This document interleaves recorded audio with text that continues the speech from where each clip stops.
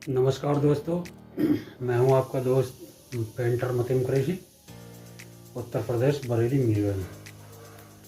सबसे पहले तो मैं अपने उत्तर प्रदेश के भारतीय कलाकार संघ का शुक्रिया अदा करना चाहता हूं कि उन्होंने मुझे जिला बरेली का जिला अध्यक्ष बनाया। उसके लिए आप सभी का बहुत बहुत शुक्रिया। और आज की मेरी ये वीडियो बनाने का जो मकसद है वो ये है कि हम पेंटरों की जो प्रजाति है कलाकारों की, वो एक तरह से अगर सही मायनों में देखा जाए तो विलुप्त होने की कगार पर है। कुल मिला के विलुप्त हो चुके हैं, क्योंकि अब नई जो छाई है वो पेंटिंग नहीं सीख रही है। उसकी वजह क्या है कि सरकार का हम लोगों के ऊपर ध्यान नहीं होना। सरकार से हमें ये शिकायत नहीं है कि सरकार हमारे लिए रोज़गार नहीं भेज रही है। सरकार हम लोगों के लिए तरह तरह का काम निकालती है। वो बात अलग है कि हमारे ज़िले पे, शहर, गांव के ऊपर जो पदाधिकारी होते हैं सरकार के, वो हम तक वो चीज़ नहीं आने देते। हमें नहीं मिल रहा है, नहीं मिलता है, कम मिलता है, बिल्कुल नहीं मिलता है, किसी किसी को मिलता है, किसी को नहीं मिलता। इसमें सरकार की कोई गलती नहीं है। हमारा मकसद सिर्फ इतना है कि हम ये चाहते हैं कि सरकार इस पर ध्यान दे कि जिस तरह से भारत की कई ऐसी कलाएँ हैं जो भारत से विलुप्त हो चुकी हैं। जैसे कि मैं आपको इतिहास में लेके चलता हूँ। आज से 1800 साल पीछे, लगभग 250 ईसा पूर्व, उस समय राजा पोरस और सिकंदर महान का राज था। सम्राट चंद्रगुप्त मौर्य और सम्राट अशोक महान का भी समय था।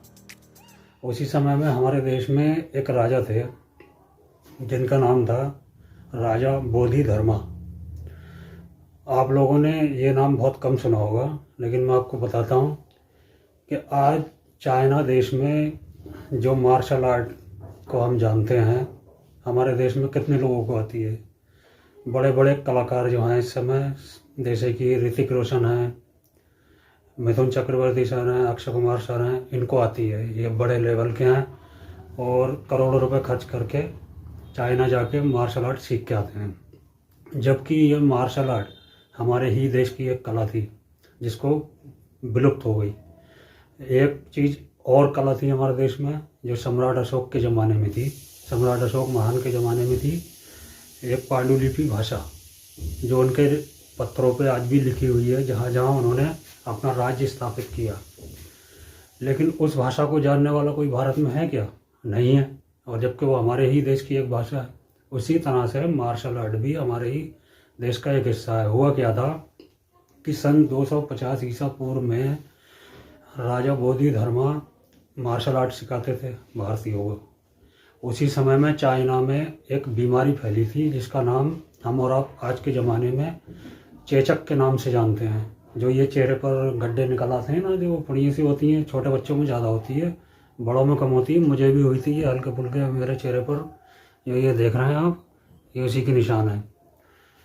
तो इसका इलाज सिर्फ हिंदुस्तान में राजा बोधिधर्मा जानते थे। जब चाइना में ये बीमारी फैली तो वो वहाँ पर गए। उन्होंने वहाँ के बच्चों को, क्योंकि वहाँ के बच्चे बहुत मर रहे थे, वहाँ के लोग क्या करते थे कि जिस बच्चे को ये बीमारी हो जाती थी चेचक की, जिसको, तो बच्चे को जंगल में छोड़ दिया करते थे। उसे शेर खा जाए, जानवर कुछ भी खा जाए, वो ख़त्म हो जाते थे। तो इन्होंने क्या, इस तरह से चाइना पूरा नष्ट हो जाएगा। तो ये राजा बोधिधर्मा चाइना चले गए। वहाँ जाके इन्होंने लोगों को उसका इलाज किया, इलाज सिखाया और मार्शल आर्ट भी सिखाई। उसके बाद में ऐसा करने में उनकी ज़िंदगी वहाँ पूरी बीत चुकी थी। जब उन्होंने हिंदुस्तान वापस आने की सोची तो वहाँ के लोगों ने उनको खाने में जहर दे दिया।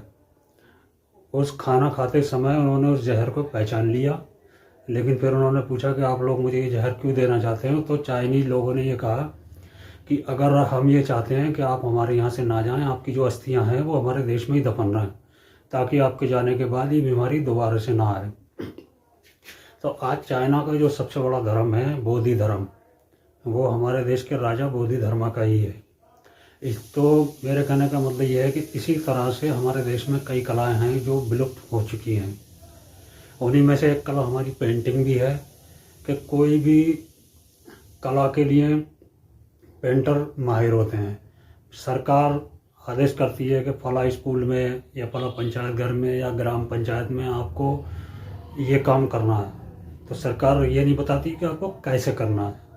सरकार एक हमें आदेश कर देती है, उस काम को हम अपनी कला से निखारते हैं, हम दिखाते हैं कि वो काम कैसे होगा। आज जो सरकारी स्कूलों में बच्चों की बढ़ोतरी हो रही है, वो क्यों हो रही है? क्योंकि हम स्कूलों के अंदर हमने अपनी कला से स्कूलों को, पुराने जर्जर भवनों को प्राइवेट स्कूलों से भी ज़्यादा खूबसूरत बना दिया है। जो प्राइवेट स्कूल होते हैं, प्ले स्कूल, हमारी कला से, हमारी कला भी इन स्कूलों में शिक्षा समिति में एक बड़ा हिस्सा है कि बच्चे छोटे छोटे कार्टून देखते हैं, छोटा भीम देखते हैं, ये देखते हैं, वो देखते हैं, चित्र देखते हैं, पूरी पूरी किताबें हम और हमारे महापुरुष की पेंटिंग बनाते हैं। तो ये सब काम सिर्फ एक पेंटर कर सकते हैं।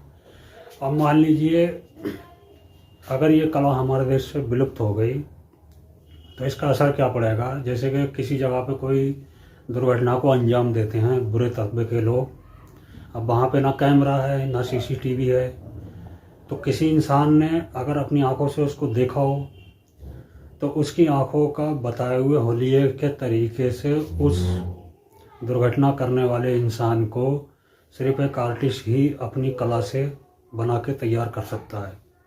ये काम कंप्यूटर नहीं कर सकता। जिस तरह से आज के ज़माने में लोग फ्लैश को इस्तेमाल कर रहे हैं, सरकार पिछले काफ़ी वर्षों से मिशन चला रही है प्लास्टिक मुक्त भारत, लेकिन क्या प्लास्टिक समाप्त हो पाएगा? क्यों? क्योंकि प्लास्टिक पॉल्यूशन फैलाता है। पेंटिंग स्थायी होती है और प्लास्टिक अस्थायी होती है, उससे प्रदूषण फैलता है। तो हमारा जो संघ है, भारतीय कलाकार संघ, ये इसीलिए शुरू किया गया है ताकि हमारी विलुप्त होती प्रजाति पेंटिंगों वाली बची जाए और सरकार की निगाह हम पर आए, ताकि सरकार हमारे लिए कुछ सोचे और हमारे पेंटिंग की कला को बढ़ावा दे। तो मैं ये चाहता हूँ कि ज़्यादा से ज़्यादा लोग इसमें हमारे ग्रुप में एकजुट हों और साथ में मिलकर सब काम करें और हमारी कला को आगे से बढ़ाने में हमारी भी मदद करें और लोगों को जागरूक करें, ताकि लोग हमारे इस कला को बचाने में आगे आएँ। कहीं ऐसा ना हो कि आने वाले कुछ सालों में पेंटिंग सीखने के लिए भी बड़े स्टार की तरह हमें दूसरे मुल्क में जाना पड़े। आज ये हमारे देश की कला, हमारे देश की एक मुफ्त कला है। क्यों? क्योंकि हमारे देश की मिट्टी ऐसी है कि कब किस गली से, मोहल्ले से, किस गांव से कौन सा कलाकार निकला है, ये हमारे देश की मिट्टी के लिए काम बात है। और ये काबिलियत जो हमारी मिट्टी में है, ये दूसरे मुल्कों में नहीं है। दूसरे मुल्क हमारे देश की कला से अपनी कला बनाते हैं, जैसे कि मार्शल आर्ट चाइना कहलाती है, लेकिन वो हमारे देश की कला है, ये सब जानते हैं। लेकिन क्या भारत में कोई मार्शल आर्ट जानता है? इसी तरीके से ये पेंटिंग भी एक ऐसी कला है जो आने वाले समय में विलुप्त हो जाएगी। तो मैं चाहता हूँ कि मेरी इस वीडियो को ज़्यादा से ज़्यादा शेयर करें, अपने दोस्तों तक पहुँचाएँ और मुझे आगे भी सुझाव दें कि अगली वीडियो में मैं किस तरह से और बताऊं आप लोगों को जो वीडियो अच्छी लगे। और हमारे चैनल पर 44,000 सब्सक्राइबर पूरे करने के लिए आप सभी दर्शकों का बहुत बहुत धन्यवाद। Thank you very much.